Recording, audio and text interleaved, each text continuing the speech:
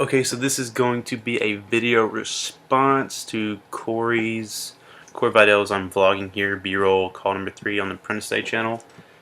And Corey asked for just us to give like a quick, quick he asked us to share our heart on why we appreciate YouTube and why we appreciate vloggers and what they do, and why we appreciate the community. And I wanted to give just share mine and my story of like why I started watching vloggers, why I actually made a channel. I stumbled because I've known YouTube. YouTube to me has been the spot in the little internet that where you just watch stupid videos, people falling, people tripping, people smashing pies in people's faces, people doing whatever. I didn't know people actually did YouTube professionally and made videos until one day I found one guy, and he's been vlogging every day for like 4 years, and it's his job, and he absolutely loves it. He does it really well too, and he vlogged his whole family. He lives with he has a family, he has a wife and kids, and he's been vlogging every day. And after watching them, starting in about April this year, I don't even know how I found him. Luckily, and just seeing the way he just is real. He's raw. He just is upfront. He just doesn't try to entertain you, but yet that's his character. And he just does life and just records it like it's no big deal. Like it's just a part of who he is. And it was so interesting to see that.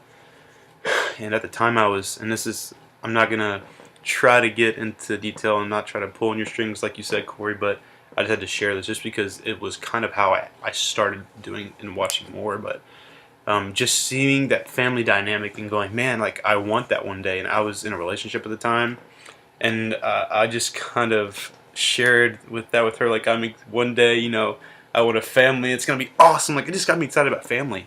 And even though I never had one, even when I grew up, so it just made me more excited to go, I want a family one day. Woo, I want a family. And it kind of overwhelmed her, and the fact that I was really committed to, one day wanting to be a husband, wanting to be a dad, even though I'm only 19, which I have years to, look forward to down the road.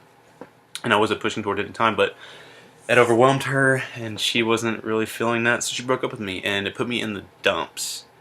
Bad. It was the last 2 months of school, and I was just down like a dog, with a little cloud over my head, and just having to finish school, really kind of push and finish with endurance, and having to wrestle with that and wrestle with finishing school and focusing and making sure I get my grades up and keep them up. And so after finding this one vlogger and just continually finding more and more and more, this community of YouTube was my getaway. It was my point to where I could go and find people that were living life still, even though I was kind of like, life sucks right now.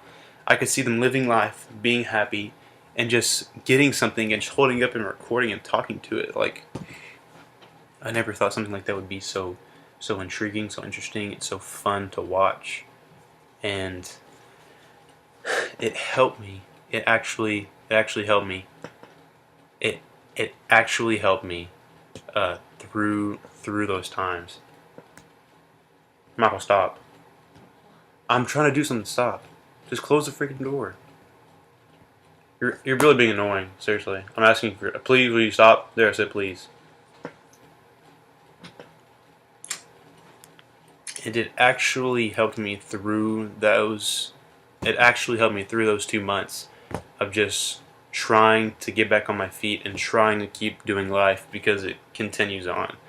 And before I knew it, I was watching vloggers every day. Like, I didn't watch TV. Like, YouTube was my TV. I watched maybe like an hour of YouTube every day, just watching vloggers and their life, and it inspired me so much that I actually went on eBay and got my own flip.